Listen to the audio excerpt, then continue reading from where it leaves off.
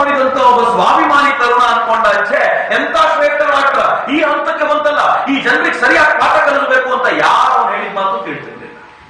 ಅವನಿಗೆ ಅನ್ನಿಸ್ತು, ನನ್ನ ಜನ ಈ ಮಾತು ಕೇಳಲ್ಲ ಅಂದ್ರೆ ಬದುಕಿದ್ದೇನು ಉಪಯೋಗ, ನಾನು ಸಮುದ್ರಕ್ಕೆ ಪ್ರಾಣ ಕೊಡೋದೇ ಒಳ್ಳೇದು, ಧ್ಯಾನ ಮಾಡ್ಕೊಂಡು ಕೂತ್ಕೊಳ್ತೀನಿ ಅಂತ ಕನ್ಯಾಕುಮಾರಿಯ ಬಂಡೆಗಲ್ಲಿನ ಮೇಲೆ ಈಜಿ ಹೋಗಿ ಧ್ಯಾನಕ್ಕೆ ಕುಳಿತಂತ ವ್ಯಕ್ತಿಯೇ ಸ್ವಾಮಿ ವಿವೇಕಾನಂದ. ಅವ್ರು ಯಾಕೆ ಧ್ಯಾನಕ್ಕೆ ಕೂತರು ಅಂತಂದ್ರೆ, ಈ ದೇಶದ ಜನಾಂಗಕ್ಕೆ ಈ ಸ್ವಾಭಿಮಾನನೇ ಸತ್ತೋಗಿದ್ಯಲ್ಲ, ನನ್ನ ರಾಷ್ಟ್ರ ಅನ್ನೋ ಸ್ವಾಭಿಮಾನ ತುಂಬಿಕೊಳ್ಳೋದು ಯಾವಾಗ ಅಂತ ಹಾಗೆ ಈಚ್ಕೊಂಡು ಕೂತಂತ ಸ್ವಾಮಿ ವಿವೇಕಾನಂದರು ಇಡೀ ಭಾರತದ ಕುರಿತಂತೆ ಕಲ್ಪನೆ ಕಟ್ಟಿಕೊಂಡು ಈ ದೇಶದ ಶಕ್ತಿಯನ್ನು ತಗೊಂಡೋಗಿ ಜಗತ್ತಿಗೆ ಪಸರಿಸಿ ಬರ್ತೀನಿ ಅಂತ ಹೋಗುದು. ವಿವೇಕಾನಂದ ಹೊರಗಡೆ ಹೋಗಿ ಏನ್ ಹೇಳೋದು ಗೊತ್ತಾ, ಅಮೆರಿಕ ಯುರೋಪ್ ಹತ್ರ ದುಡ್ಡು ಬಹಳ ಇದೆ, ಸಂಪತ್ತು ಬಹಳ ಇದೆ, ಅದನ್ನ ತಗೊಂಡ್ ಬರ್ತೀನಿ, ಭಾರತದ ಹತ್ರ ಧರ್ಮ ಬೇಕಾದಷ್ಟಿದೆ, ಅದನ್ನು ಕೊಡ್ತೀನಿ. World religion ಕಾನ್ಫರೆನ್ಸ್ಗೆ Swami Vivekananda ಹೋದ್ರಲ್ಲ, September 11 ಬರುತ್ತೆ. ಅದು ವಿವೇಕಾನಂದರು ವರ್ಲ್ಡ್ ರಿಲಿಜನ್ ಕಾನ್ಫರೆನ್ಸ್ ನಲ್ಲಿ ಮಾತನಾಡ್ಲಿಕ್ಕೆ ಅಂತ ನಿಂತಾಗ ಅವರಿಗಿಂತ ಮುಂಚೆ ತುಂಬಾ ಜನ ಮಾತಾಡಿ ಮುಗಿದಿತ್ತು. ಸ್ವಾಮಿ ವಿವೇಕಾನಂದರ ಟರ್ನ್ ಬಂದಾಗ ವಿವೇಕಾನಂದ ಹೇಳಿದ್ರು, sisters and brothers of America ಅಂತ ಅಂದ ತಕ್ಷಣ ಕಿವಿಗಳು ಚಿಕ್ಕು ಚಪ್ಪಳೆ. 7,000 ಜನ ಇದ್ದರಂತೆ ಇಡೀ ಕಾರ್ಯಕ್ರಮದಲ್ಲಿ. ಮುಂದಿನ ಸಾಲಿನಲ್ಲಿ ಕೂತಿದ್ದವರು ಕಣ್ಣಲ್ಲಿ ನೀರು ಬಂತಂತೆ, ಮಧ್ಯ ಸಾಲಲ್ಲಿ ಕೂತಿದ್ದವರು ಎದ್ನಿಟ್ಕೊಂಡ್ರಂತೆ, ಹಿಂದಿನ ಸಾಲಲ್ಲಿ ನಿಂತ್ಕೊಂಡವರಿಗೆ ಈ ಮನುಷ್ಯ ಏನ್ ಮಾತಾಡ್ತಿದ್ದಾನೆ ಕೇಳಿಸಲ್ಲ ಅನ್ನೋ ಅವರಿಗೆ ತಮ್ಮ ಚೇರ್ ಬಿಟ್ಟು ಮುಂದೆ ಹೊಡೋಗ್ಬಿಟ್ರಂತೆ. ಇಮ್ಯಾಜಿನ್ ಮಾಡಿ ಹೆಂಗಿರ್ಬೋದು. ಇನ್ನು ಮಾತೇ ಶುರು ಮಾಡಿರ್ಲಿಲ್ಲ ಆ ಮನುಷ್ಯ. 5 ಪದಗಳಾಗಿದ್ದು.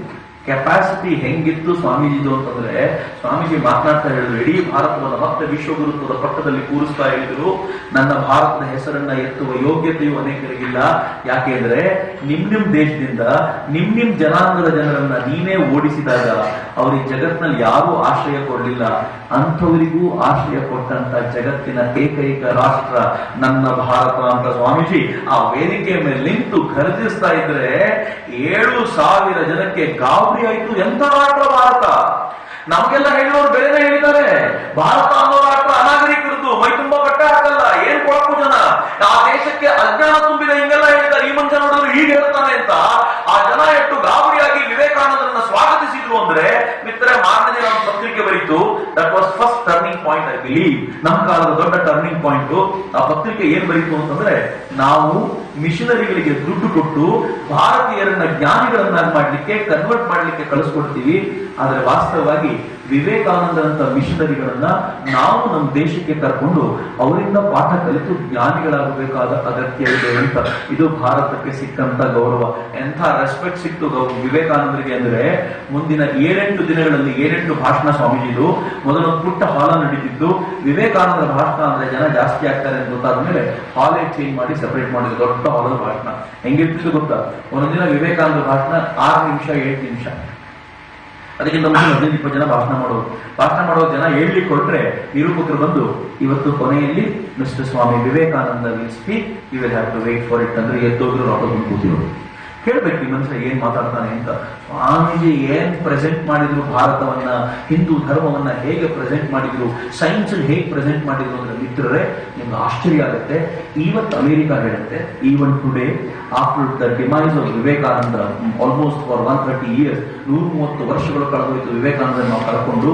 ಅಷ್ಟು ವರ್ಷದ ನಂತರ ಅಮೆರಿಕ ಹೇಳುತ್ತೆ, ಅಮೆರಿಕದ ಬೌದ್ಧಿಕ ಚಿಂತನೆಯ ದಿಕ್ಕನ್ನು ಬದಲಾಯಿಸಿದ ವ್ಯಕ್ತಿ ಅಂತ ಯಾರಾದರೂ ಇದ್ರೆ ಅದು ವಿವೇಕಾನಂದ. ಅಮೆರಿಕಾದಲ್ಲಿ 2 ವ್ಯಕ್ತಿಗಳಿಗೆ ಅತ್ಯಂತ ಹೆಚ್ಚು ಗೌರವ ಕೊಡ್ತಾರೆ ಔಟ್ ಆಫ್ 10 ಜಗತ್ತಿನ ಎಲ್ಲ ಜನರಲ್ಲಿ. ಅದರಲ್ಲಿ 2 ಭಾರತೀಯರು, ಒಬ್ಬರು ವಿವೇಕಾನಂದರು, ಮತ್ತೊಬ್ಬರು ಮಹಾತ್ಮ ಗಾಂಧೀಜಿ ಅಂತ. ಯಾಕಂದ್ರೆ ಜಗತ್ತಿನ ಚಿಂತನೆಗಳನ್ನು ಬದಲಾಯಿಸಿದ ಮಹಾಪುರುಷರು ಅಂತ ಕರೀತಾರೆ.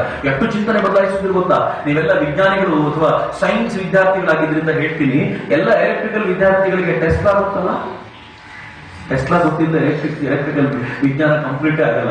ನೀವು ಎಲ್ಲಿ ಎಲೆಕ್ಟ್ರಿಕಲ್ ಸ್ವಲ್ಪ ಓದಿದ್ರು ಕೂಡ ಟೆಸ್ಲಾ ಓದಲೇಬೇಕು. ಟೆಸ್ಲಾನ ಲಾಗಳನ್ನು ನೀವು ಓದ್ತೀರಾ. ಅಷ್ಟರ ಮಟ್ಟಿಗೆ ಅವನು ಅತ್ಯದ್ಭುತವಾದ ಕೆಲಸ ಮಾಡಿದವನು. ಟೆಸ್ಲಾ ಒಂದ್ಸಲ ಹೇಳಿಕೊಂಡ, ನನ್ನ ಸಂಶೋಧನೆಯ ಎಲ್ಲ ಮೂಲ ಎಲ್ಲಿದೆ ಅಂತಂದ್ರೆ ವಿವೇಕಾನಂದ ಜೊತೆ ನಾನು ಮಾಡ್ತಿದ್ದ ಡಿಸ್ಕಷನ್ ಇದೆ. ಸ್ವಾಮಿ ವಿವೇಕಾನಂದರು ಸಾಂಖ್ಯ ಯೋಗದ ಕಲ್ಪನೆಗಳನ್ನ ಟೆಸ್ಲಾ ಮುಂದೆ ಬಿಚ್ಚಿಡ್ತಾ ಇದ್ರೆ ಎಷ್ಟು ಚೆನ್ನಾಗಿದೆ ನೋಡಿ. ಈ ದೇಶದ ಉಪನಿಷತ್ ವಾಕ್ಯಗಳು ಹೇಳ್ತವೆ, ಆಕಾಶಾತ್ ವಾಯು, ವಾಯೋರಗ್ನಿ, ಅಗ್ನೇರಾಪಃ, ಅದ್ಯ ಪೃಥಿವಿ, ಪೃಥಿವಿಯ ಓಷಧಿಯ, ಓಷಧಿಭ್ಯೋ ಅನ್ನಂ.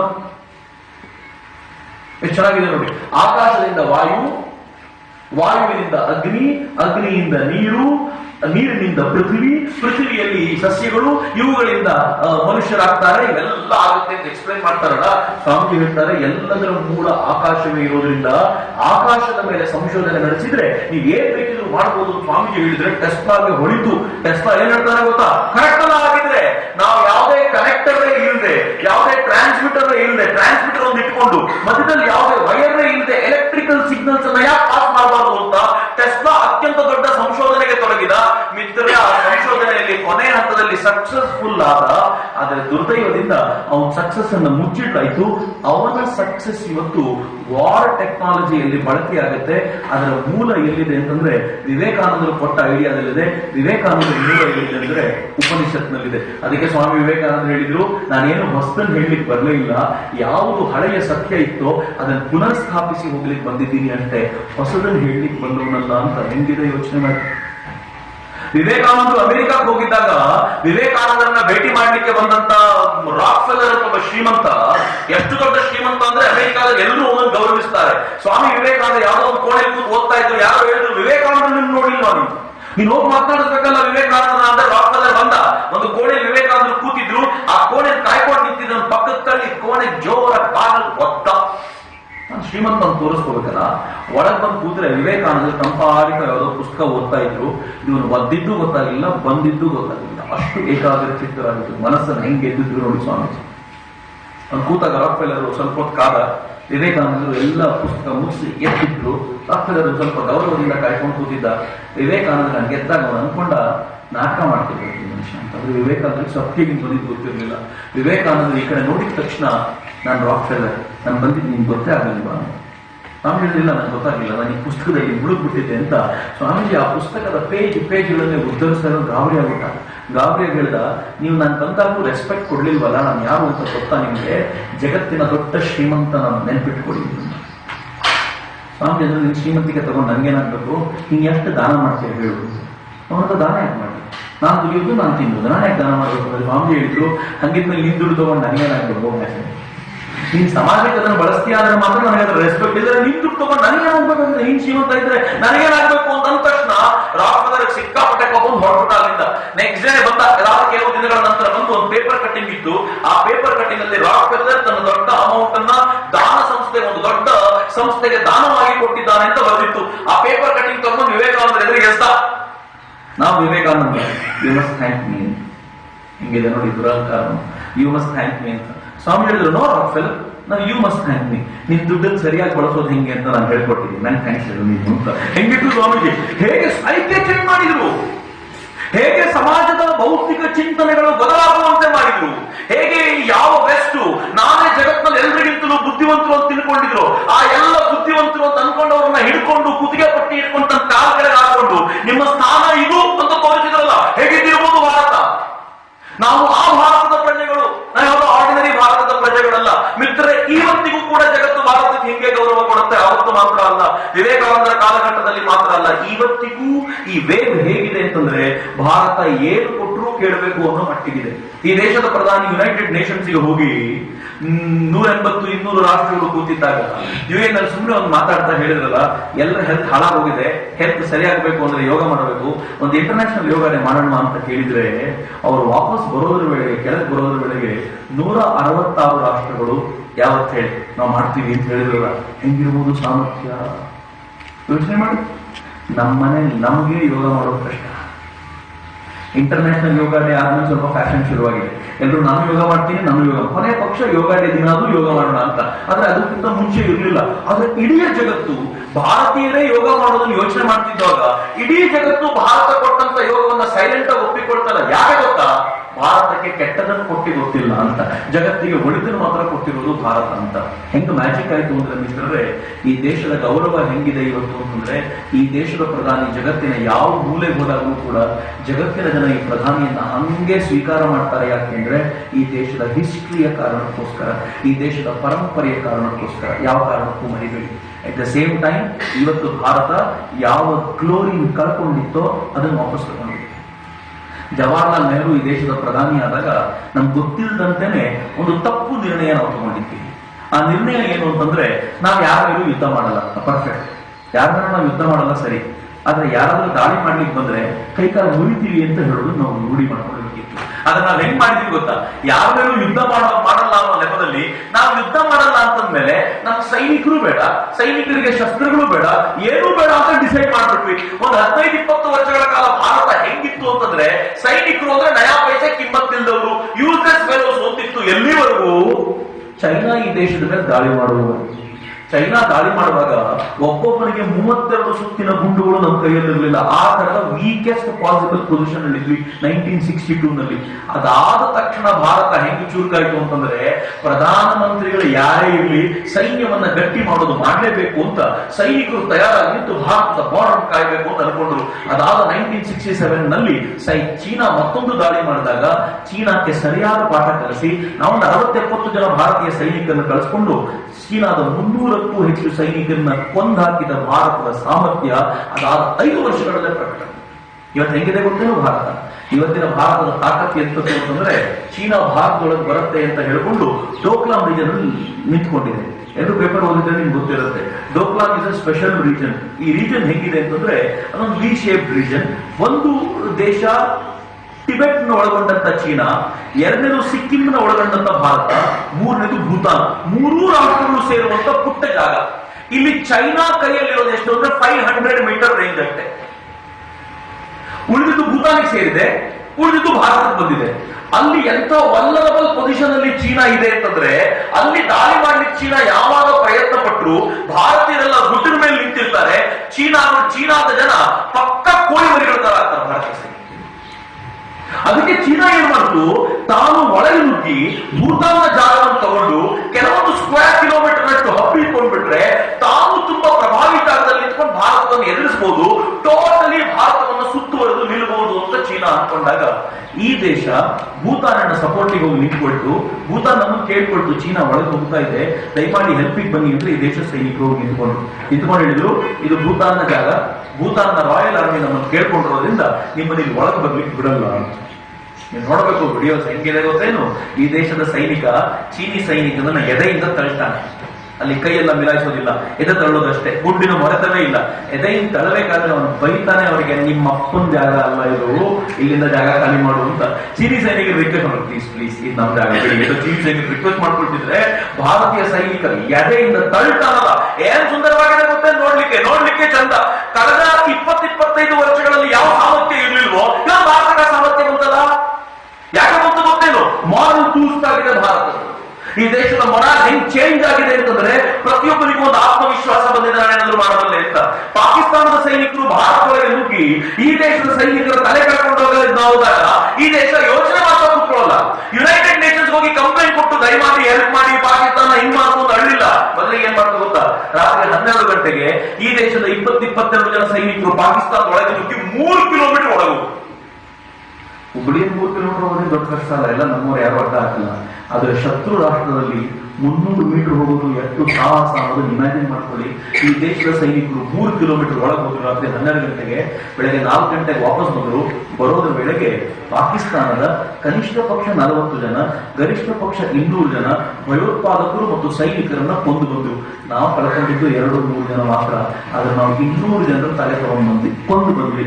ವಾಪಸ್ ಬೆಳಗ್ಗೆ 4:15 ಮಲಗಿಬಿಟ್ರು ಸೈನಿಕರೆಲ್ಲ. ಬೆಳಗ್ಗೆ 10 ಗಂಟೆಗೆ, ಇದನ್ನ ಮಾತ್ರ ನನ್ನ ಜೀವನದಲ್ಲಿ ಮರೀಲಿಕ್ಕಾಗಲ್ಲ, 10 ಗಂಟೆಗೆ director general of military operations DGMO ಅಂತ ಕರೀತಾರೆ. ಈ DGMO ಪಾಕಿಸ್ತಾನದ DGMO ಫೋನ್ ಮಾಡಿ ಏನ್ ಹೇಳ್ತಾರೆ ಗೊತ್ತಾ? ಸರ್, ನನಗೆ ರಾತ್ರಿ 12 ಗಂಟೆಗೆ ಒಂದಷ್ಟು ಹುಡುಗರು ಒಳಗೆ ಬಂದ್ಬಿಟ್ಟಿದ್ರು, ನಿಮ್ದೊಂದು 200 ಜನ ತೆಗ್ದಿದ್ದೀವಿ ಅಂತ ಅವ್ರು ಹೇಳ್ತಾರೆ, ಯಾಕೋ ಲೆಕ್ಕ ಸರಿಯಾಗಿ ಸಿಗ್ತಾ ಇಲ್ಲ, ಪ್ಲೀಸ್ ಲೆಕ್ಕ ಪರ್ಫೆಕ್ಟ್ ಆಗಿ ಹೇಳ್ತೀವಿ ಅಂತ ಪಾಕಿಸ್ತಾನದ DGMO ಫೋನ್ ಮಾಡಿ ಕೇಳ್ತಾರೆ. ಅಂದ್ರೆ ಯೋಚನೆ ಮಾಡಿ ಎಂತ ಕೆಪಾಸಿಟಿ ಮಿತ್ರ, ಹೆಂಗಿದೆ ಕೆಪಾಸಿಟಿ ಇವತ್ತು ಅಂತಂದ್ರೆ ಚೈನಾ ಕಳೆದ ಅನೇಕ ದಿನಗಳಿಂದ ನೀವು ತಂಟೆ ಮಾಡಬೇಡಿ, ನಾನು ಒಳಗೊಂಡ್ಬಿಡ್ತೀನಿ, ತಂಟೆ ಮಾಡಬೇಡಿ, ಒಳಗೊಂಡ್ಬಿಡ್ತೀನಿ ಅಂತ ಚೈನಾ ಹೇಳ್ತಿದೆ. ನಾವು ಪಾಕಿಸ್ತಾನಕ್ಕೆ ಹೇಳ್ತಿದ್ದ ಇಡ್ತೀನ ತಂಟೆ ಮಾಡಬೇಡಿ, ಬರ್ತೀವಿ ಅಂದ್ರೆ ಹೋಗಲ್ಲ ಅಂತ ನಾವು ಹೇಳೋದಷ್ಟೇ. ಚೈನಾ ಪದೇ ಹೇಳ್ತಿದೆ. ಯಾಕೆ ಅಂತಂದ್ರೆ ಭಾರತ ಜಗತ್ತಿನಾದ್ಯಂತ ತನ್ನದೊಂದು ವ್ಯಾಪ್ತಿಯನ್ನ ಬೆಳೆಸ್ಕೊಂಡ್ಬಿಟ್ಟಿದೆ. ಗೊತ್ತಿರಲಿ ಮಿತ್ರರೇ, ಈ ದೇಶದ ಪ್ರಧಾನಿ ಅಮೆರಿಕಕ್ಕೆ ಹೋದಾಗ ಚೈನಾ ಡೋಕ್ಲಾಂ ರೀಜನ್ ಬಂತು. ಯಾಕೆ ಅಂದ್ರೆ ಈ ದೇಶದ ಪ್ರಧಾನಿ ಎದುರಿಸಿ ಅಮೆರಿಕ ಜೊತೆ ಒಪ್ಪಂದ ಮಾಡ್ಕೊಳ್ತಾ ಇರೋ ತರ ಮಾಡಬೇಕು ಅಂತ. ಅದರ ಮ್ಯಾಜಿಕ್ ಏನಾಯ್ತು ಅಂತಂದ್ರೆ ಅವ್ರು ಅಮೆರಿಕಕ್ಕೆ ಹೋಗಿ ಇಸ್ರೇಲ್ಗೆ ಹೋಗೋದ್ರ ವೇಳೆಗೆ ಅಮೆರಿಕದ ಅತ್ಯಂತ ದೊಡ್ಡ ಈ ಯುದ್ಧ ನೌಕೆಗಳು ಆ ಕಡೆಯಿಂದ ಜಪಾನಿನ ಯುದ್ಧ ನೌಕೆಗಳು, ಇನ್ನು 4 ದಿನದಲ್ಲಿ ಆಸ್ಟ್ರೇಲಿಯಾ ಯುದ್ಧ ನೌಕೆಗಳು ಮತ್ತು ಭಾರತದ ಯುದ್ಧ ನೌಕೆಗಳು ಇವೆಲ್ಲವೂ ಮಲಬಾರ್ ಎಕ್ಸರ್ಸೈಸಿಗೋಸ್ಕರ ಸೌತ್ ಚೈನಾ ಸಿ ಹೋಗಿ ನಿಂತು. ಸೌತ್ ಚೈನಾ ಸಿ ನಂದೇ ಅಂತ ಹೇಳ್ತಿದ್ದ ಚೈನಾಗೆ ಹೆಂಗ್ ಟೆನ್ಷನ್ ಅಂತಂದ್ರೆ ಸ್ವಲ್ಪ ಮಿಸ್ ಕಾಡಿದ್ರೆ ಇವರೆಲ್ಲರೂ ಸೇರಿ ಉಡಾಯಿಸೇ ಬಿಡ್ತಾರೆ ಅನ್ನೋ ಟೆನ್ಷನ್ಗೆ ಚೈನಾ ಮಾತಾಡ್ತಿಲ್ಲ. ಚೈನಾ ಏನ್ ಹೇಳ್ತಿದೆ ಗೊತ್ತಾ, ಈಗ ಡೋಕ್ಲಾ ಬ್ರಿಡ್ಜ್ ಬಿಡಿ, ನೀವು ಹಿಂಗೆ ಮಾಡ್ತಿದ್ರೆ ನಾನು ಕಾಶ್ಮೀರಕ್ಕೆ ಬರ್ತೀನಿ, ಹೊಸದಾಗಿ ಹೇಳ್ತಾ ಇರೋದು ಚೈನಾ. ಚೈನಾ ಕೂಡ ಅಗರುವಂತೆ ಮಾಡಿದ್ದಲ್ಲ, ಇದು ಭಾರತದ ಕೆಪಾಸಿಟಿ. ನಂಗೆ ಚೆನ್ನಾಗಿ ನೆನಪಿದೆ, ಸುಬ್ರಹ್ಮಣ್ಯನ್ ಸ್ವಾಮಿ ಅವರು ಪ್ರೋಗ್ರಾಮಿಗೆ ಬಂದಿದ್ದಾಗ ಬೆಂಗಳೂರಿನಲ್ಲಿ ನಾನು ಪ್ರಶ್ನೆ ಕೇಳಿದ್ದೆ.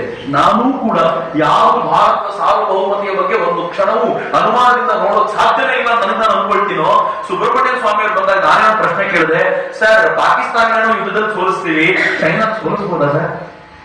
ಅವ್ರು ಏನಂದ್ರು ಗೊತ್ತಾ, ಎಲ್ಲಿವರೆಗೂ ಇಂಥ ಪ್ರಶ್ನೆ ಕೇಳ್ತಿರ್ತಾರೋ ಅಲ್ಲಿವರೆಗೂ ಆಗಲ್ಲ. ನಂಗೆ ಅದನ್ನು ಸ್ಟಾಪ್ ಮಾಡ್ಬಿಟ್ಟೆ ನಾನು ಅಂತ. ಚೈನಾ ಸೋಲಿಸಬಹುದು ಯಾರು ಅನ್ಕೊಳ್ಳಿಲ್ಲ ಅಂತ. ಆದ್ರೆ ಇವತ್ತು ಹೆಂಗಿದೆ ಗೊತ್ತೇನು, ಚೈನಾ ಸೋಲಿಸಬಹುದು ಅಂತ ಸೈನಿಕರು ಬಿಡಿ, ರಸ್ತೆಯಲ್ಲಿರೋ ಸಾಮಾನ್ಯ ವೇತನ ಬಂದರಲ್ಲಿ ನೋಡ್ಬೇಕು ನಾವು ಅಂತ ಹೇಳೋ ಮಟ್ಟಿಗೆ ಯಾವ ಒಂದು ಕಾನ್ಫಿಡೆನ್ಸ್ ಡೆವಲಪ್ ಆಗಿ ನಿಲ್ಲುತ್ತಲ್ಲ, ಅದೊಂದು ರಾಷ್ಟ್ರವಾಗಿ ನಿಲ್ಲುತ್ತೆ ಅಂತ. ಮಿತ್ರ, ಯಾವ ಈ ಕಾನ್ಫಿಡೆನ್ಸ್ ತರಬೇಕು ಸಮಾಜದಲ್ಲಿ? ಆಳುವ ವ್ಯಕ್ತಿ ಹೇಗೆ ತರ್ತಾನೋ ಹಾಗೆ ಸಮಾಜದ ಕಾಮನ್ ಮ್ಯಾನ್ ಕೂಡ ಇದನ್ನು ತರಬೇಕು. ಅಷ್ಟರಲ್ಲಿ ನೀವಂತೂ ಕಾಮನ್ ಮ್ಯಾನ್ ಅಲ್ಲವೇ ಇಲ್ಲ.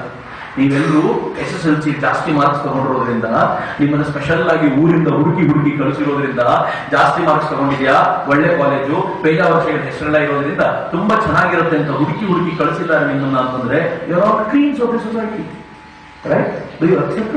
You are cream of the society. Do you know what is cream? ಕನ್ನಡದಲ್ಲಿ ಕ್ರೀಮ್ ಅಂದ್ರೆ ಏನ್ ಗೊತ್ತಾ? ಐಸ್ ಕ್ರೀಮ್ ಅಲ್ಲ, ಕೆನೆ ಅಂತ. ಕೆನೆ ಕ್ರೀಮ್ ಅಂತ ಕರೀತಾರೆ. ಕೆನೆ ನಿರ್ಮಾಣ ಆಗೋದು ಹೆಂಗ್ ಗೊತ್ತಾ?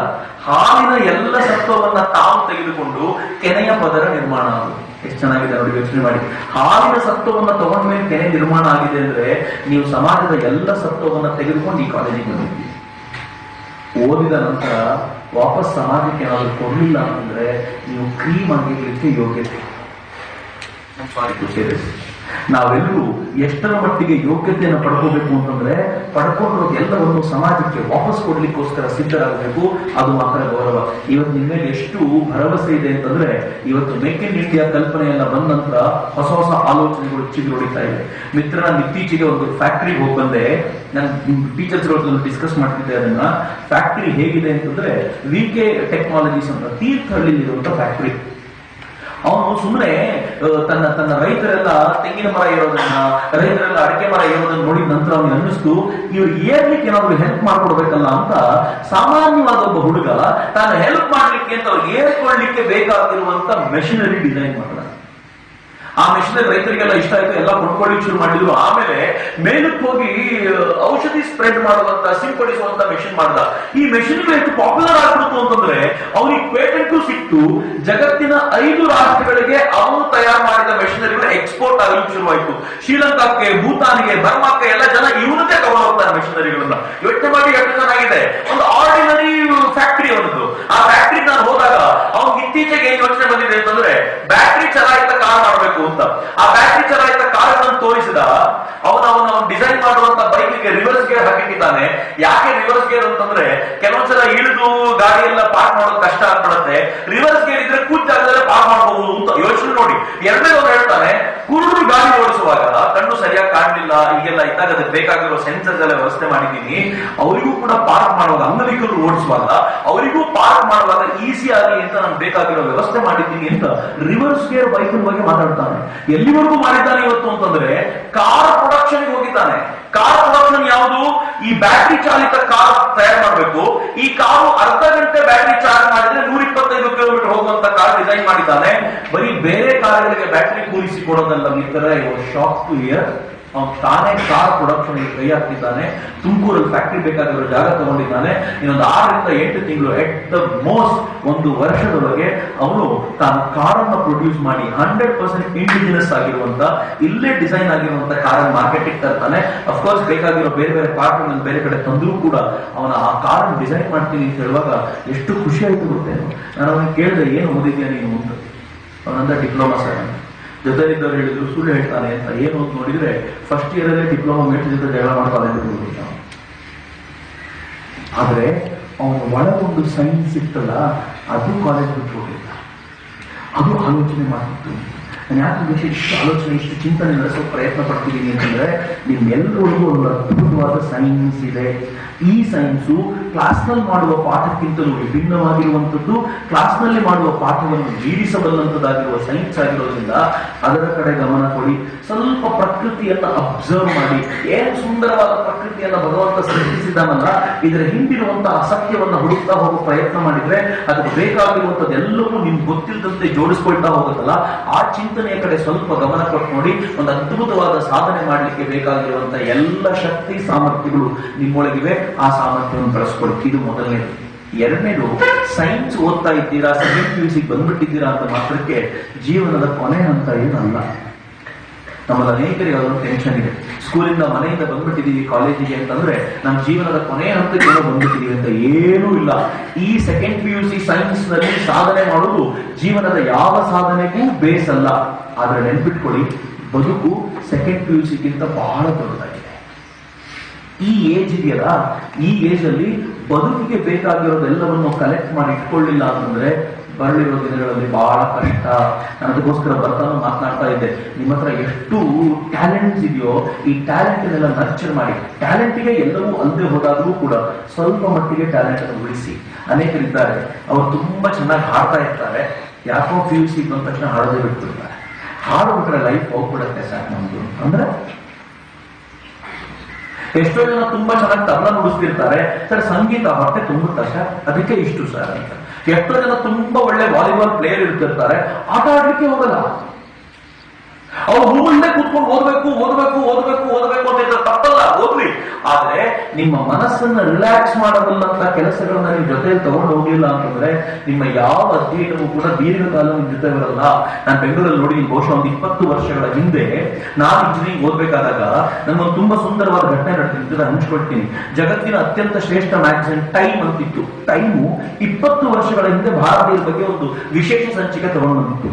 ಧ್ಯಾನದಲ್ಲಿ ಕೂತಂತ ಒಂದು ಹೆಣ್ಮಗಳ ಫೋಟೋ. ನಾನು ಆ ಪತ್ರಿಕೆಯನ್ನು ತರಿಸಿ ಓದಿದೆ. ಧ್ಯಾನದಲ್ಲಿ ಕೂತಿರೋ ಫೋಟೋ ಹಾಕಿದ್ದಾರಲ್ಲ, ಯಾಕೆ ಅಂತಂದ್ರೆ ಅದ್ರ ತುಂಬಾ ಡೀಟೇಲ್ ಆಗಿ ಬರ್ತಿದ್ದಾರೆ. ಬರಲಿರೋ ದಿನಗಳಲ್ಲಿ ಭಾರತಕ್ಕೆ ಸಮಸ್ಯೆ ಆಗೋದು ಏನು ಅಂತಂದ್ರೆ ಯಂಗ್ ರಿಟೈರ್ಡ್ ಜನರಿಗೆ ಸಮಸ್ಯೆ ಆಗುತ್ತೆ. ಯಂಗ್ ರಿಟೈರ್ಡ್ ಅಂದ್ರೆ ಏನು ಗೊತ್ತಾ, 35-40 ವರ್ಷಕ್ಕೆ ಸಾಕಪ್ಪ ಜೀವನ ಅಂತ ಹೇಳೋರು ಬೇಕಾದ ಚೆನ್ನಾಗಿರ್ತಾರೆ. ನನ್ಗೆ ಬಹಳ ವಿಚಿತ್ರ ಅನ್ನಿಸ್ತದೆ. ಹೆಂಗೆ ಅಂತಂದ್ರೆ ಅವ್ರು ಹೇಳ್ತಾರೆ, ಭಾರತದಲ್ಲಿ ಸಾಫ್ಟ್ವೇರ್ ಬೂಮ್ ಹೆಂಗಾಗಿದೆ ಅಂತಂದ್ರೆ ಪ್ರತಿಯೊಬ್ಬರಿಗೂ ಉದ್ಯೋಗ ಸಿಕ್ಕಿದೆ, ಪ್ರತಿಯೊಬ್ಬರು 40,000 50,000 ಸಂಬಳ ತಗೊಳ್ತಾನೆ, ಅದಕ್ಕೋಸ್ಕರ ಹಗಲು ರಾತ್ರಿ ದುಡಿತಾನೆ. ಆ ದುಡಿತದ ನಡುವೆ ತನಗೆ ಬೇಕಾಗಿರೋ ಎಲ್ಲ ಆನಂದವನ್ನು ತುಳಿದಿಟ್ಟು ದುಡಿತಾ ಇದ್ದಾನೆ. ಈ ದುಡಿತಾ ಮೆಂಟಲ್ ಫೆಟ್ಟಿಂಗ್ನೆಸ್ ಹೆಂಗ್ ಬರುತ್ತೆ ಅಂತಂದ್ರೆ 40ನೇ ವಯಸ್ಸಿನ ಒಳಗೆ ರಿಟೈರ್ ಆಗೋಣ ಅನ್ಸುತ್ತೆ, ಕೆಲವರಿಗೆ ಸತ್ಯ ಹೋಗೋಣ ಅನಿಸ್ತಿರುತ್ತೆ ಅಂತ. ಭಾರತ ಈ ಜನರನ್ನು ಮೇಂಟೈನ್ ಮಾಡೋದೇ ಬಹಳ ಕಷ್ಟ. ಅದಕ್ಕೇನು ಐಡಿಯಾ? ಮೆಡಿಟೇಷನ್ ಚಿತ್ರ ಯಾಕೆ ಹಾಕಿದ್ದಾರೆ ಅಂತ ಹೇಳ್ತೀನಿ ನಿಮಗೆ. ಐಡಿಯಾ ಏನು ಅಂತ ಕೇಳಿದ್ರೆ, ಆ ಪತ್ರಿಕೆ ಹೇಳುತ್ತೆ, ಜಪಾನಿಗಳು ಇಂಥದ್ದನ್ನು ಐಡಿಯಾ ಮಾಡಿದ್ರಂತೆ, ಯೋಚನೆ ಮಾಡಿದ್ರಂತೆ. ಅಮೆರಿಕಾದಲ್ಲಿ ಈಗಾಗಲೇ ಇರುವಂತಹ ಸ್ಟ್ರೆಸ್ ಅನ್ನ ಕಂಟ್ರೋಲ್ ಮಾಡ್ಲಿಕ್ಕೆ ಏನ್ ಮಾಡಬೇಕು ಅಂತಂದ್ರೆ, ಜಪಾನಿಗಳು ಒಂದು ಬಾಲ್ ತಗೊಂಡು ಊಡು ಡಾಲ್ ಅಂತ ಕರೀತಾರೆ. ಇಂಟರ್ನೆಟ್ ಅಲ್ಲಿ ಊಡು ಡಾಲ್ ಅಂತ ಸರ್ಚ್ ಮಾಡಿ ನಿಮ್ಗೆ ಗೊತ್ತಾಗುತ್ತೆ. ಊಡು ಡಾಲ್ ಮ್ಯಾಜಿಕ್ ಏನು ಅಂತಂದ್ರೆ, ಡಾಲ್ಸ್ ಇರುತ್ತೆ. ಈ ಡಾಲ್ಸ್ ಅನ್ನು ಎದುರುಗಡೆ ಇಟ್ಕೊಂಡು ಆ ಡಾಲ್ಗೆ ನಿಮ್ಗೆ ಸ್ಟ್ರೆಸ್ ಯಾಕೆ ಬರುತ್ತೆ, ಕೋಪ ಯಾಕೆ ಬರುತ್ತೆ ಅಂದ್ರೆ, ಕಾಲೇಜ್ ಹುಡುಗರಿಗೆ ಸ್ಟ್ರೆಸ್ ಯಾಕೆ ಬರುತ್ತೆ ಗೊತ್ತಾ? ಮೇಟ್ರು ಸಿಕ್ಕಾಪಟ್ಟೆ ಅವಮಾನ ಮಾಡುತ್ತೆ ಕ್ಲಾಸ್, ಸಹಿಸ್ಕೊಳಕ್ ಆಗ್ತಾ ಇಲ್ಲ. ಆ ಕೋಪನ ಯಾರ ಮುಂದೆ ಹಂಚ್ಕೊಳ್ಳೋದು, ಯಾರಿಗೂ ಬೈಯೋದು? ಮೇಸ್ಟ್ರಿಗೆ ಬೈಲಿಕ್ಕಾಗತ್ತಾ? ಆಗಲ್ಲ. ಪ್ರಿನ್ಸಿಪಲ್ಗೆ ಕಂಪ್ಲೇಂಟ್ ಮಾಡ್ಲಿಕ್ಕಾಗಲ್ಲ, ಮ್ಯಾನೇಜ್ಮೆಂಟ್ಗೆ ಹೇಳ್ಲಿಕ್ಕಾಗಲ್ಲ. ಎಲ್ಲವೂ ಒಳಗೆ ನುಂದ್ಕೊಂಡು ಸ್ಟ್ರೆಸ್ ಆಗಿರುತ್ತೆ. ಜಪಾನಿಗಳು ಏನ್ ಅಡಿಗೆ ಮಾಡಿದ್ರು ಅಂದ್ರೆ, ಸ್ಟ್ರೆಸ್ ಆಗತ್ತಲ್ಲ, ಸ್ಟ್ರೆಸ್ ಆಗಿರೋದ್ರಿಂದ ತೆಗಿಲಿಕ್ಕೆ ಒಂದೇ ಒಂದು ಮೆಥಡ್ ಅಂದ್ರೆ, ಈ 3 ಡಾಲ್ ಮನೆಗೆ ತಗೊಂಡು ಹೋಗಿ ಮನೆಯ ಕಿಟಕಿ ಬಾಗಿಲೆಲ್ಲ ಮುಚ್ಕೊಂಡು ರೂಮಲ್ಲಿ ಕೂತ್ಕೊಳ್ಳಿ. ಯಾರಿಂದ ನಿಮ್ಗೆ ಸ್ಟ್ರೆಸ್ ಆಗಿದೆಯೋ ಅವ್ರ ಹೆಸರನ್ನು ಅದಕ್ಕೆ ಕೊಡಿ.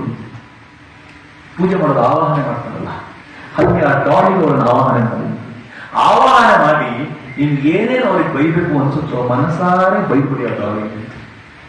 ಆಮೇಲೆ 3 ಪಿನ್ ಕೊಡ್ತಾರೆ. ಹಳದಿ ಪಿನ್ನಿಂದ ಚುಚ್ಚಿದ್ರೆ ಎಲ್ಲೋ ಹೊಡೆದಂಗೆ, ಕೆಂಪಿಂದ ಹೊಡೆದ್ರೆ ಇದು, ಇನ್ನೊಂದು ಮಾಡಿದ್ರೆ ಮರ್ಡರ್ ಮಾಡೋದಂಗೆ ಅಂತ. ಕೊನೇ ಸ್ಟೇಜ್ ಅದು. ಎಲ್ಲವನ್ನು ಮಾಡ್ತಾ ಹಂತವಾಗಿ ಆ ಕೆಂಪು ಪಿನ್ನಿಂದ ಚುಚ್ಚಿದ್ರೆ ಆ ವ್ಯಕ್ತಿ ನಮ್ಮ ಕಣ್ಣೆದುರಿಗೆ ಸತ್ತ ಅಂತ. ಬಾ ಸಮಾಧಾನ, ಎಲ್ಲ ಸ್ಟ್ರೆಸ್ ಹೋಯ್ತು ಅಂತ. ಇದು ವರ್ಕ್ ಆಯ್ತು, ಆರಂಭದಲ್ಲಿ ತುಂಬಾ ಚೆನ್ನಾಗಿ ವರ್ಕ್ ಆಯ್ತು. ಅದ್ರ ಪ್ರಾಬ್ಲಮ್ ಯಾವಾಗ ಜಾಸ್ತಿ ಆಯ್ತು ಅಂದ್ರೆ, ನಿನ್ನೆ ರಾತ್ರಿ ಸಾಯಿಸಿದ ಬಾಸು ಬೆಳಗ್ಗೆ ಮತ್ತೆ ಆಫೀಸರ್ ಕಾಣಿಲ್ಲ, ಮತ್ತೆ ಉರಿ ಜಾಸ್ತಿ ಆಗಿತ್ತು, ಮತ್ತೆ ಗಲಾಟೆ ಜಾಸ್ತಿ ಆಯ್ತು. ಎಲ್ಲಿವರೆಗೂ ಆಯ್ತು ಅಂದ್ರೆ, ಈ ಸ್ಟ್ರೆಸ್ ಅನ್ನು ಕಂಟ್ರೋಲ್ ಮಾಡೋಕ್ ಸಾಧ್ಯವೇ ಇಲ್ಲ ಅಂತ ಗೊತ್ತಾದಾಗ ಅಲ್ಟಿಮೇಟ್ಲಿ ಜಗತ್ತು ಎಲ್ಲಿ ಹೊರಡಿತು ಅಂದ್ರೆ, ಕಳೆದ 16,000 ವರ್ಷಗಳಿಂದ ಸ್ಟ್ರೆಸ್ಸೇ ಇಲ್ಲದೆ ಬದುಕಿದ ರಾಷ್ಟ್ರ ಭಾರತ ಭಾರತ ಮನಸ್ಸು ಮಾಡಿದ್ರೆ ಎಲ್ಲವೂ ಸರಿ ಹೋಗುತ್ತೆ ಅಂತ ಈ ಸ್ಟ್ರೆಸ್ ಲೆಸ್ ಭಾರತವನ್ನು ಅನುಸರಿಸಿದ್ರು. ಆಗ ಅವರಿಗೆ ಗೊತ್ತಾಯ್ತು ಭಾರತದಲ್ಲಿ ಮೆಡಿಟೇಷನ್ ಅಂತ ಒಂದು ಟೆಕ್ನಿಕ್ ಇದೆ, ಎಲ್ಲರನ್ನು ಸಮಾನವಾಗಿ ಸ್ವೀಕರಿಸುವಂತ, ಎಲ್ಲರನ್ನು ಸಮಾನವಾಗಿ ದೂರ ಇಡಬಲ್ಲಂತ, ಅಟ್ಯಾಚ್ಮೆಂಟ್ ಅನ್ನು ಅನುಸರಿಸಬಲ್ಲಂತ ಶ್ರೇಷ್ಠ ಸಮಾಜ ಇದು ಅಂತ ಇಡೀ ಜಗತ್ತು ಅನುಸರಿಸಲಿಕ್ಕೆ ಶುರು ಮಾಡ್ತಲ್ಲ. ಅದಕ್ಕೊಂದು ಪಿನಾಕಲ್ ಆಗಿ ನಿಂತಂತವರು ನರೇಂದ್ರ ಮೋದಿ ಅಷ್ಟೇ. ಅವ್ರು ಹೋಗಿ ಜಗತ್ತಿಗೆ ಹೇಳಿದ ಫಾಲೋ ಮಾಡಿ ಅಂತ ಜಗತ್ತೆಲ್ಲ ಸೈಲೆಂಟ್ ಆಗಿ ಫಾಲೋ ಮಾಡ್ತಿದೆ. ನಾನು ಇದೆಲ್ಲ ನಿಮ್ಮ ಮುಂದೆ ಯಾಕೆ ಹಂಚ್ಕೊಳ್ತಿದ್ದೀನಿ ಅಂತಂದ್ರೆ, ನಿಮ್ಮ ಮನಸ್ಸನ್ನ ಎಷ್ಟು ಕಾಮಾಗಿ ಇಡ್ಲಿಕ್ಕೆ ಸಾಧ್ಯವೋ ಅಷ್ಟು ಶ್ರೇಷ್ಠ ಕೆಲಸಗಳನ್ನು ಮಾಡುತ್ತೆ. ಯೋಚನೆ ಮಾಡಿ, ಎಲ್ಲ ಅಧ್ಯಯನದ ನಡುವೆ ಸಂಜೆ ಒಂದು 15-20 ನಿಮಿಷ, ಸಂಜೆ ಆಗಲಿಲ್ಲ ಅಂದ್ರೂ ರಾತ್ರಿ ಮಲ್ಕೊಳ್ಳೋಕ್ಕಿಂತ ಮುಂಚೆ ಒಂದು 10 ನಿಮಿಷ ಇಡೀ ದಿನ ಮಾಡಿದ ಕೆಲಸಗಳನ್ನ ಒಂದ್ಸಲ ಅವಲೋಕನ ಮಾಡಿ, ತಾನು ಮಾಡಿರೋ ತಪ್ಪುಗಳನ್ನ ಮತ್ತು ಒಳಿತುಗಳನ್ನ ಒಂದ್ಸಲ ತುಲನೆ ಮಾಡಿ ನೋಡಿ, ಮಾರನೇ ದಿನ ಹೊಸ ತಪ್ಪಿಗೆ ತಯಾರಾಗಿದೆ. ನಾನು ಯಾವಾಗಲೂ ಕೇಳ್ಕೊಳ್ತೀನಿ, ಕಾಲೇಜ್ ಹುಡುಗರು ತಪ್ಪೇ ಮಾಡಬಾರದು ಅಂದ್ರೆ ನಾನು ಮ್ಯಾನೇಜ್ಮೆಂಟ್ ಅಲ್ಲ, ನಾನು ಕಾಲೇಜಿನ ಲೆಕ್ಚರರ್ಸ್ ಟೀಮ್ ತಪ್ಪು ಮಾಡಬೇಕು. ಆದ್ರೆ ನೆನ್ನೆ ಮಾಡಿದ ತಪ್ಪನ್ನೇ ಇವತ್ತು ಮಾಡಿದ್ರೆ ಮಜಾ ಬರಲ್ಲ, ಹೊಸ ತಪ್ಪನ್ನು ಮಾಡಿ. ತಪ್ಪು ಮಾಡೋದನ್ನು ಹೊಸದನ್ನು ಹುಡುಕಬೇಕಪ್ಪ. ಯಾವಾಗ ಕ್ರಿಯೇಟಿವಿಟಿ ಇರುತ್ತಲ್ಲ ಅಲ್ಲೇ ಒಂದು ಶ್ರೇಷ್ಠ ಸಮಾಜ ನಿರ್ಮಾಣ ಆಗುವುದು ಅಂತ. ಇಲ್ಲೇ ಹೋದ್ರೆ ಏನ್ ಮ್ಯಾಜಿಕ್ ಇದೆ, ಆ ಹೊಸ ತಪ್ಪುಗಳನ್ನ ಮಾಡುವ ಉತ್ಸಾಹ ಇದೆಯಲ್ಲ. ತಪ್ಪು ಮಾಡೋದು ಅಂತಂದ್ರೆ ನೀವು ಗೊತ್ತಿಲ್ಲದೆ ಆಗುವಂತ ಈ ತಪ್ಪುಗಳು ಹೊಸ ಹೊಸದಾಗಿ ಏನ್ ಮಾಡುತ್ತಲ್ಲ, ಹೊಸ ಆವಿಷ್ಕಾರ ಆಗುತ್ತೆ ಅಂತ. ಈ ಹೊಸ ಆವಿಷ್ಕಾರಕ್ಕೆ ಒಂದು ತುಡಿತಾ ಇಟ್ಕೊಳ್ಳಿ, ಆಗ ಮತ್ತೊಂದು ಶ್ರೇಷ್ಠ ಭಾರತದ ಕಲ್ಪನೆ ನಿರ್ಮಾಣ ಆಗುತ್ತೆ. ಇವತ್ತಿನ ಭಾರತ ಅಂತ ಶ್ರೇಷ್ಠ ಭಾರತವಾಗಿದೆ. ಇಡೀ ಜಗತ್ತು ಆ ದಿಕ್ಕಿನಲ್ಲಿ ಭಾರತವನ್ನು ಗೌರವಿಸುತ್ತೆ. ನೀವೆಲ್ಲರೂ ವಯಸ್ಕರಾಗಿ ಸಮಾಜದ ಶ್ರೇಷ್ಠ ಮಟ್ಟಕ್ಕೆ, ಸಮಾಜದ ಉನ್ನತ ಹುದ್ದೆಗಳಿಗೆಲ್ಲ ಬಂದಿರುವಾಗ ಈ ಭಾರತ ಹೆಂಗಿರುತ್ತೆ ಅಂದ್ರೆ, ಜಗತ್ತಿನ ಮೂಲೆ ಮೂಲೆಯ ಜನ ನತಮಸ್ತಕರಾಗಿ ಈ ಭಾರತದ ಚರಣಗಳನ್ನ ಹಿಡಿಯುವಂತ ಕಾಲ ಬಹಳ ದೂರ ಇಲ್ಲ. ನೀವೆಲ್ಲರೂ ಆ ದಿಕ್ಕಿನಲ್ಲಿ ಪುಣ್ಯವಂತರು ಅಂತ ಭಾವಿಸ್ತಾ ನನ್ನ ಮಾತುಗಳನ್ನ ಪ್ರೀತಿಯಿಂದ ಆಲಿಸ್ತೇನೆ. ನಿಮಗೆ ಪ್ರೀತಿಯಿಂದ ಕರೆದ ಎಲ್ರಿಗೂ ನಾನು ಅಷ್ಟೇ ಪ್ರೀತಿಯಿಂದ ಧನ್ಯವಾದಗಳನ್ನು ಸಮರ್ಪಿಸ್ತೇನೆ. ಯಾರಿಗಾದ್ರೂ ಏನಾದ್ರು ಕೇಳಬೇಕು ಅಂತಿದ್ರೆ ಒಂದು 5 ನಿಮಿಷಗಳನ್ನ ನಾನು ಇದಕ್ಕೋಸ್ಕರ ಮೀಸಲಾಗಿಟ್ಟು ಮುಂದುವರಿತೀನಿ. ಯಾರಿಗಾದ್ರೂ ಕೇಳಬೇಕು ಅಂತ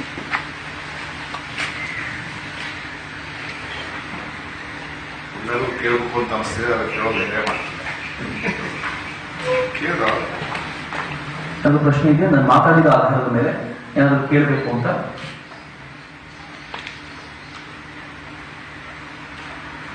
ಇಲ್ವಾ? ರೈಟ್. ನನಗೆ 3 ಪ್ರಶ್ನೆ ಇಲ್ಲಿದೆ.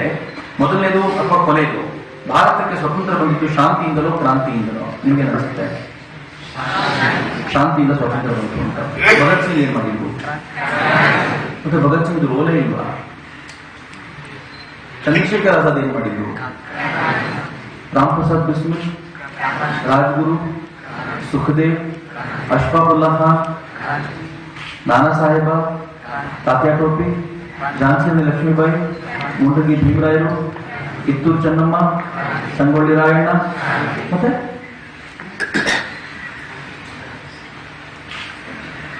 ಈಗ ಹೇಳಿ, ಭಾರತಕ್ಕೆ ಸ್ವಾತಂತ್ರ್ಯ ಬಂದಿದ್ದು ಶಾಂತಿಯಿಂದಲೋ ಕ್ರಾಂತಿಯಿಂದಲೋ? ಅಷ್ಟೇ. ನಾನು ಹೇಳ್ಬೇಕಾಗಿದೆ ಏನು ಅಂತಂದ್ರೆ, ಇದು ಒಬ್ಬರಿಬ್ಬರ ಪ್ರಯತ್ನ ಅಲ್ಲ, ಈ ದೇಶದ ಕೋಟ್ಯಂತರ ಜನರ ಆಸೆಗಳಿಂದ. ಇನ್ಫ್ಯಾಕ್ಟ್ ನಾನು ಇವರೆಲ್ಲ ಇರೋದ್ರಿಂದ ಇದೊಂದು ಬಹುಶಃ ಪೇಜಾವರ ಶ್ರೀಗಳ ಕಲ್ಪನೆ ಇರೋದ್ರಿಂದ ಇದೊಂದು ಹೆಜ್ಜೆ ಮುಂದೆ ಹೋಗಿ ಇನ್ನು ಕೇಳೋದಾದ್ರೆ, ಭಾರತಕ್ಕೆ ಸ್ವಾತಂತ್ರ್ಯ ಜ್ಞಾನದಿಂದ ಬಂತೋ, ಕರ್ಮದಿಂದ ಬಂತೋ, ಭಕ್ತಿಯಿಂದ ಬಂತೋ? 3 ಯೋಗಗಳಿವೆಯಲ್ಲ, ಭಕ್ತಿ ಯೋಗ, ಕರ್ಮಯೋಗ ಮತ್ತು ಜ್ಞಾನಯೋಗ. ಒಂದು ಸ್ಟೆಪ್ ಮೇಲಕ್ಕೆ ಬನ್ನಿ. ಶಾಂತಿ ಮತ್ತು ಕ್ರಾಂತಿಯಿಂದ ಒಂದು ಸ್ಟೆಪ್ ಮೇಲಕ್ಕೆ ಬಂದು ನೋಡಿ.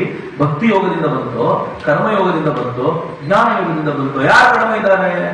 ಲಾಯರ್ಗಳಾಗಿದ್ದವರು, ಸಮಾಜಕ್ಕೋಸ್ಕರ ತಮ್ಮಂತ ಸಮರ್ಪಿಸಿಕೊಂಡಂತ 100 ಜನರನ್ನ ಹೆಸರಿಸಬಹುದು. ಅವ್ರು ಯಾರು ಕೆಲಸ ಮಾಡುವಾಗ ಬರೀ ಹಿಡಿಬೇಕು ಅಂತ ಅನ್ಕೊಳಲ್ಲ, ಪೆನ್ನೇ ಹಿಡ್ಕೊಂಡು ಸಮಾಜವನ್ನು ಅಲಗಾಡಿಸಿದ್ರು, ಎದುರಿಗಿದ್ದವನ್ನ ಅಲಗಾಡಿಸಿಬಿಟ್ರು, ಸಮಾಜದಲ್ಲೂ ಶಕ್ತಿಯನ್ನು ತುಂಬಿದ್ರು. ಜ್ಞಾನಯೋಗ ಇತ್ತೋ ಇಲ್ವೋ?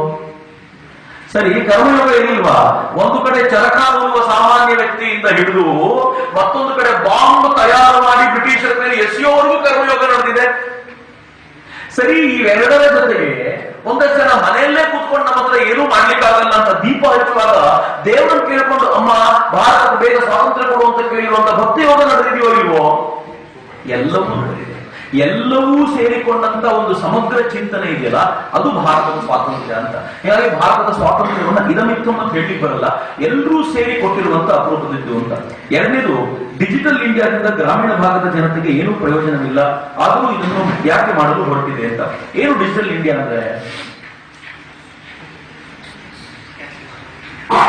ಏನು ಡಿಜಿಟಲ್ ಇಂಡಿಯಾ ಅಂತಂದ್ರೆ ನೆಟ್ವರ್ಕಿಂಗ್ ಮಾಡುವಂತ ಸಾಮರ್ಥ್ಯ ತಂದುಕೊಡೋದು.